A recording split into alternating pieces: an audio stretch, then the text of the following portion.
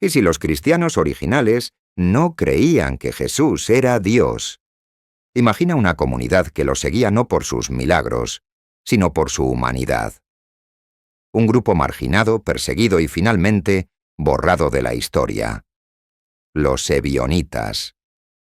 Lo que creían, aunque más tarde fuera condenado por la Iglesia como una herejía, podría cambiar la forma en que entendemos el proceso histórico por el que se consolidó la fe cristiana.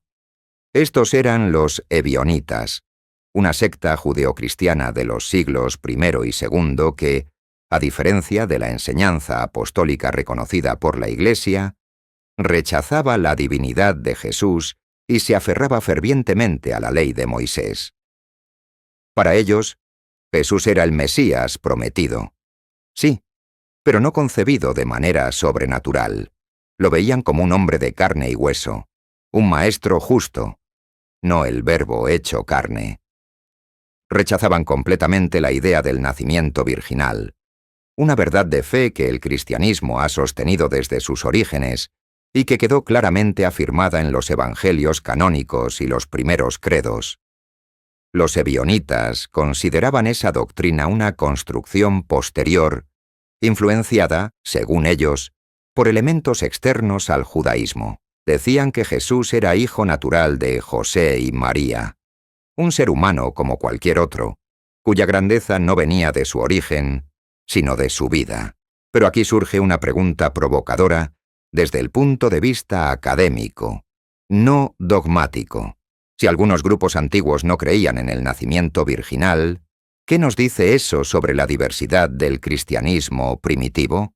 ¿Y cómo discernió la Iglesia entre lo auténtico y lo falso? Para los ebionitas, Jesús destacó por su obediencia radical a la ley de Dios, por su pureza de vida y su justicia. Era esa fidelidad inquebrantable lo que lo hacía digno de ser elegido como Hijo de Dios. Su visión, conocida como adopcionismo, sostenía que Jesús fue adoptado por Dios en el momento de su bautismo, cuando una voz celestial proclamó: «Tú eres mi Hijo, hoy yo te he engendrado», tal como aparece en el Salmo 2:7. Este punto de vista fue declarado herético por la Iglesia desde los primeros siglos, al contradecir el testimonio unánime de los evangelistas y de los apóstoles.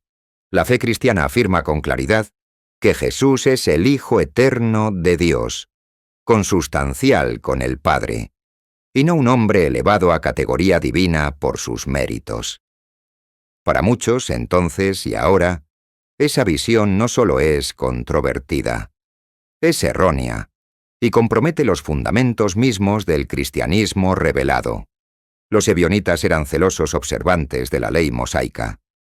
No veían el mensaje de Jesús como una ruptura con el judaísmo, sino como su cumplimiento más auténtico. Practicaban la circuncisión como señal del pacto, celebraban festividades judías como la Pascua, el Yom Kippur y el Sukkot, y seguían una dieta estricta que, según algunas fuentes, incluía el vegetarianismo como expresión de pureza ritual y respeto por la vida. Para ellos la Torá seguía vigente. Y cualquier desviación era vista como traición directa a la voluntad de Dios. Pero para la Iglesia, Cristo no vino a abolir la ley, sino a darle plenitud. En Él se cumple la promesa, y ya no estamos bajo la ley, sino bajo la gracia. En este contexto, aparece quien sería, para ellos, el gran antagonista, Pablo. Sí, el apóstol Pablo, a quien la Iglesia reconoce como uno de los pilares fundamentales de la fe cristiana. Era, para los ebionitas, un hereje. Lo veían como un traidor al mensaje auténtico del Maestro, alguien que había reinterpretado el Evangelio de forma demasiado libre y alejada de la ley de Moisés. Rechazaban sus epístolas, asegurando que había tergiversado el mensaje de Jesús. En lugar de sus cartas, los ebionitas se aferraban a su propio texto, el llamado Evangelio de los Ebionitas, también conocido como Evangelio de los Hebreos.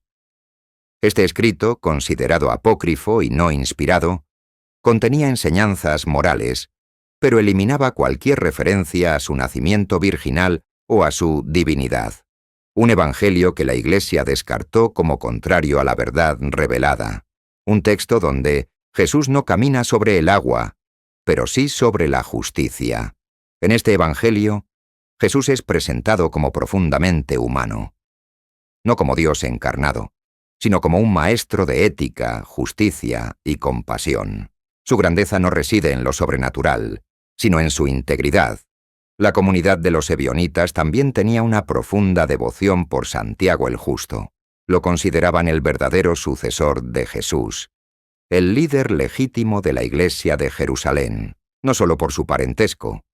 Algunos lo llamaban hermano de sangre, sino por su reputación de sabiduría, piedad y riguroso cumplimiento de la ley. ¿Y si el heredero espiritual de Jesús no fue Pedro ni Pablo, sino su propio hermano? La Iglesia siempre ha reconocido a Santiago como una figura clave del cristianismo primitivo, pero nunca en contraposición a Pedro, a quien Jesús confirió el liderazgo explícito. Tú eres Pedro, y sobre esta piedra edificaré mi iglesia. Para los ebionitas, en cambio, Santiago representaba un modelo perfecto de fidelidad a la ley. Pablo, por el contrario, simbolizaba una peligrosa desviación. Para ellos no era solo una diferencia teológica, era una guerra espiritual e ideológica. Una lucha por definir qué era el cristianismo y quién tenía la autoridad para decirlo. Con el tiempo, la interpretación paulina, más abierta a los gentiles, fue acogida por la Iglesia. Mientras tanto, los ebionitas fueron apartados, considerados herejes y sus escritos suprimidos. Pero lo que defendían, aunque equivocado, revela que el cristianismo de los primeros siglos no fue un bloque uniforme, sino un entramado de voces que se enfrentaban entre sí. La Iglesia, guiada por el Espíritu Santo, supo discernir entre la verdad revelada y los errores doctrinales.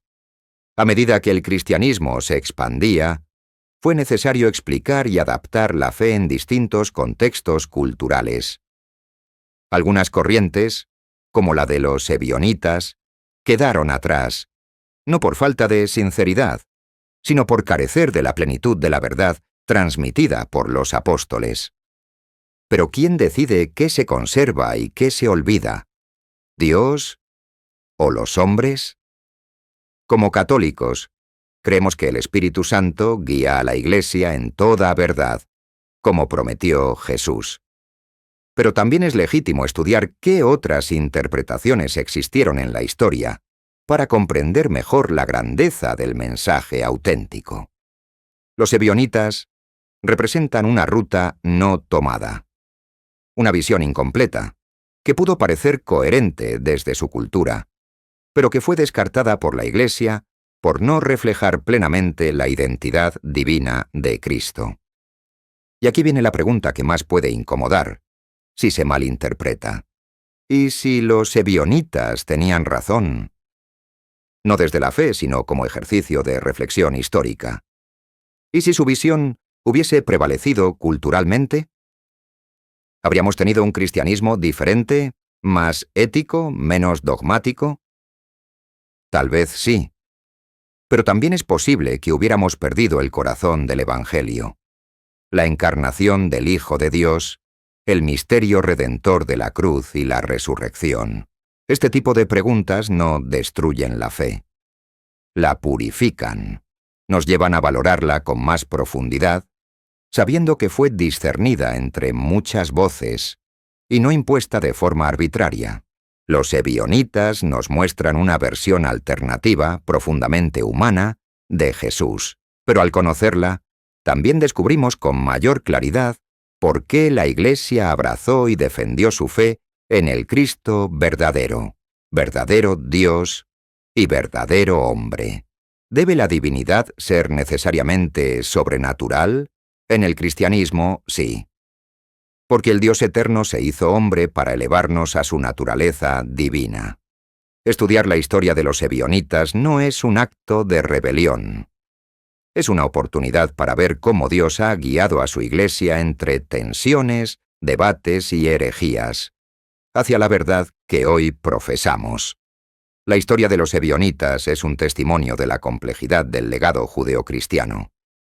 Una historia que, si bien fue silenciada, aún tiene algo que enseñarnos, que la fe fue discernida, defendida y proclamada, no por azar, sino por fidelidad al Evangelio recibido.